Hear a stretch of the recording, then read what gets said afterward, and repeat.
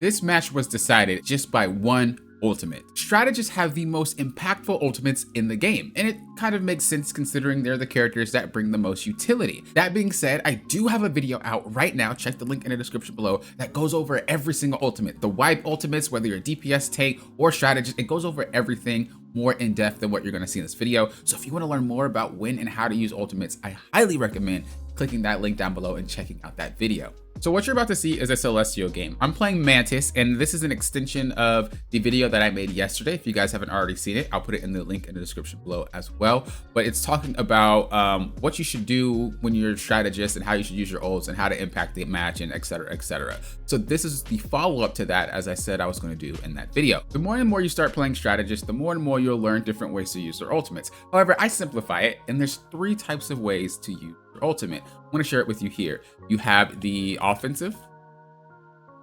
So the offensive ultimates are pretty much going to be when you're looking to just start fighting and capitalizing on it. So this is what you usually see supports try to do when they use their ultimates first, but it doesn't really work out well. They don't understand how to do it. But it's generally speaking, you're looking for picks. That's what an offensive support ult would do. Then the next one you have is defensive. These are going to be the ults where you're reacting to the enemies like Star-Lord or something like that, or Bucky, like you're trying to prevent a wipe. So preventing picks/wipes. I'm going to add picks/wipes at the top. The next thing and the last one is going to be reaction. These are going to be the ults where I just won't even say reaction. I'll say counter. I feel like that matches a little bit more. These are the ultimates that when the other support ults, you're gonna ult right after to continue the fight.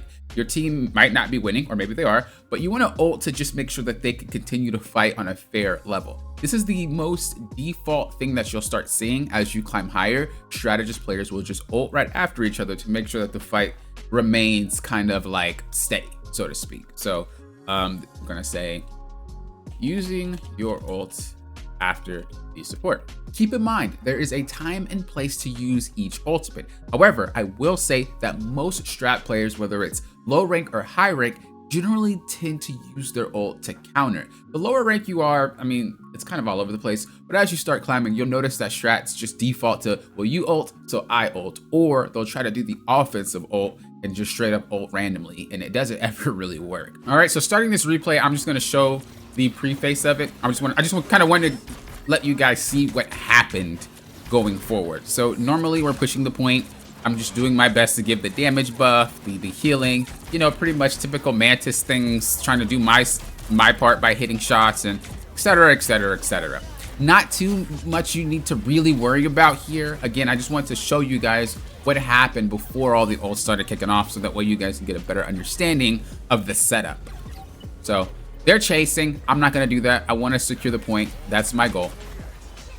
Our team then starts to fight. Our team is very aggressive. They're very aggressive.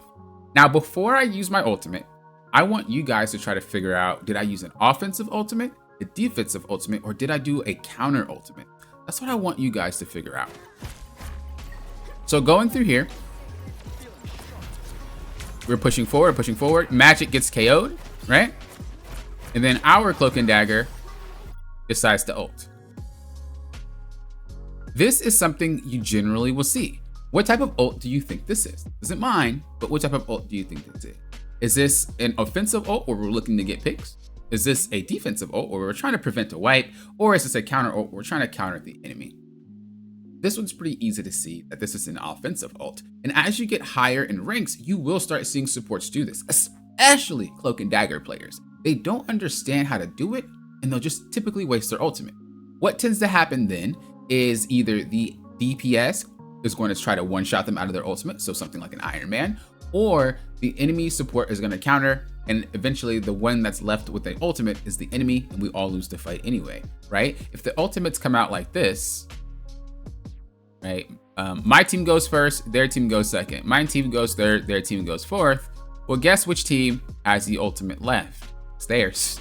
This is why you don't do that often if you can help it. You don't want to ult first willy-nilly, because they will just end up with an ult after you, and then you just lost the team fight anyway, because they won't, you know, ult economy.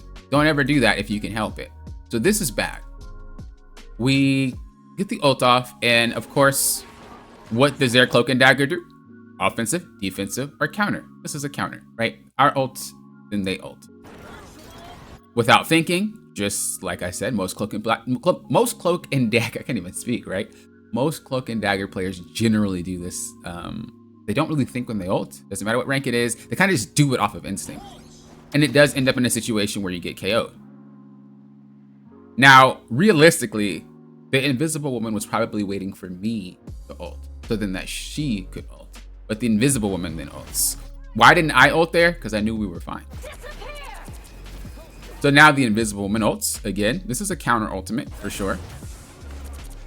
So after she ults, we end up getting a few picks. Then I see Emma Frost start ulting. Right?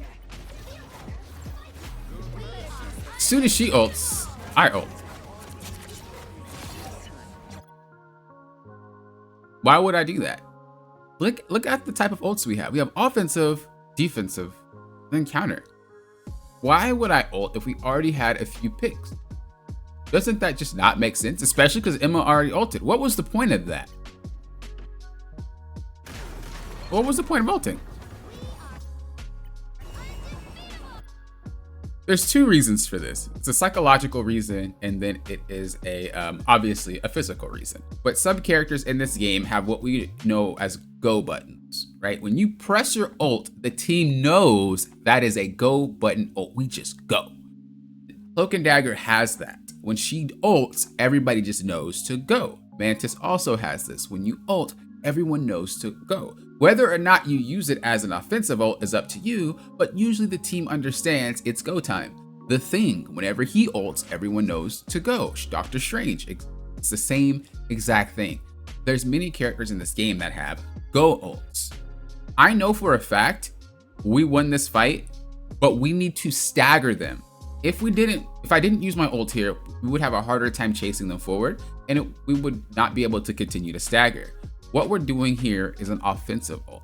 I'm looking to ult, push them forward, and start staggering them. That way, they're unable to defend. Because all it took was for them to have a few people return, and then that'd be that, right? So that will buy us enough time for them to not only spawn at separate moments. You don't want them to spawn all together. You want them to spawn at separate moments. And then they have to also regroup. So they can't. And the only reason this worked out, and even if Cloak and Dagger didn't get KO'd by Iron Man during her ult, I still would have waited to use my ultimate. There was no reason to use it. No one was in any danger. And as I said before, the enemy Invisible Woman honestly didn't really have to use hers either. The Cloak and Dagger ult was about to wear off. So there was really no reason for these ults to pop off. But again, knee-jerk reaction. As you guys see, because we ended up in a situation where we started staggering them, and now they're trying to fumble and figure out what to do to maybe try to save this point, even though they couldn't save it. But they're all over the place now. Why? Because we staggered them. People don't realize it, but staggering is why you lose games hard. And I mean hard. So if you could try to set your team up to do that, exactly what I did, right? I used my ultimate so we can set up a stagger. You will win so many more games, it's ridiculous. So the rest of the match doesn't really matter, but well, I guess I can show it. This whole entire round ended up just being a whole mess for the enemy team because of that one play, because of the stagger. So they then try to ult again, try to get out the way, put him to sleep, whatever, and we just keep doing it, right? And now you might be thinking, well, Poppin', they're not really staggered though. Like they're grouped together. So there's two types of like staggers. You have the stagger where it's by numbers, but you also have stagger by position. When you aren't going to get yourself KO'd, you have the luxury of taking a few seconds to reposition and put yourself in an advantageous spot. So let's just say our team didn't get KO'd, right? Or not our team, but their team. Their team didn't get KO'd and they were able to hold here, here, and possibly kind of back there. Well, if they moved back and set up there, it's easier for them to get a good fortified position and wait for us to come through. However, once you start KOing them, they have less time to figure out where to stand, and they have to all figure it out in a split second. As they start running back to the map, they have to figure out, well, where are we going to stand? Where are we going to stand? Where are we going to be? Where are we going to be? This is the second type of stagger. It's positional staggering. So it's not just by numbers that, oh, you know, they got 2 that are KO'd and they're going to come back later. No, it's also just about how are we going to find our footing? You have to try to figure this out while we're snowballing. We have momentum, and that's one of the hardest things to stop if you try to do it incorrectly. And again, this is what leads to being rolled on.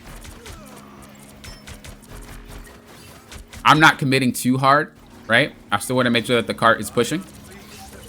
And you see, there's no way for them to set up. There's no way, because we keep rolling them over and over and over and over again.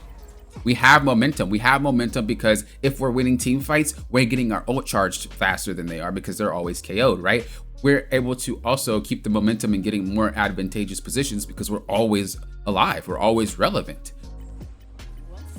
This is one of the major points that I want to stress with you, and this is why it's important to learn when to use your ultimates. And then obviously from here, we just ended up winning the match. So we snowballed this match pretty hard based off that one choice of ultimate that I decided to do. Now, obviously, we worked as a team, right? I don't play on comms. I don't use chat, so I don't know what was going through their head. I'm just more of an awareness type of guy.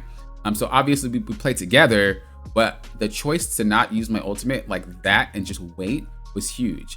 But it's not even just the offensive ult. If you can use your ult defensively to prevent wipes, that is something to stop momentum. That is something to hold their place. Even if you use your ult offensively as they have momentum, that's a great thing to do.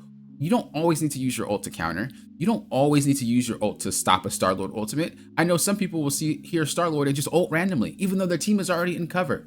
It is important to know when to use your ultimates and why. If this is something you struggle on as a strategist, I highly recommend getting yourself a free replay review. Check the link in the description below. And if you want a more hands-on approach, not just strat, but any other concept that I talk about on this channel, consider getting yourself a coaching session, link down below. If you guys are like, well, Poppin, I don't like to be on call, I'm a little nervous and stuff like that, that's perfectly fine. I have an option for you as well, where you send your replay, I write the notes, I give you timestamps, and at your time, you just go back into the replay and go to the timestamps and you'll see exactly what I'm talking about and how to improve your play, if that's something for you. But I hope this video helped you guys. Until next time, you know what I always say.